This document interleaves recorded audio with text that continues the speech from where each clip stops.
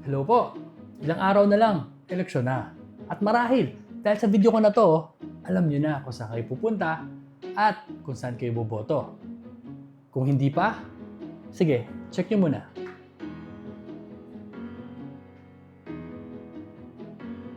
Okay na?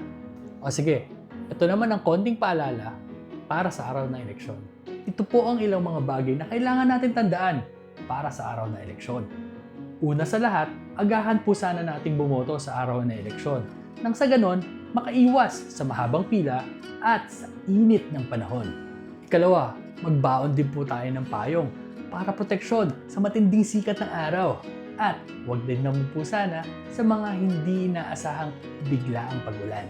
Ikatlo, at ang pinaka-importante sa lahat, ang pag-shade ng ating balota.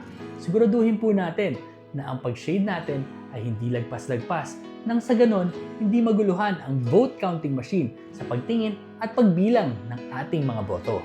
Ikaapat, magbaon po tayo ng mahabang pasensya dahil alam naman po natin na tayo ay bumuboto para sa ikabubuti ng buhay ng bawat Pilipino.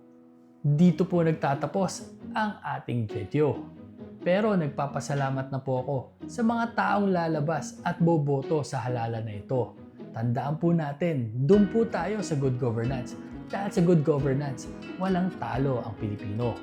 Ako rin po ay nagpapasalamat sa mga taong nag-subscribe, nag-watch at nag-share ng mga videos ko. Maraming salamat po. This is I am Vinci and see you again on my next video.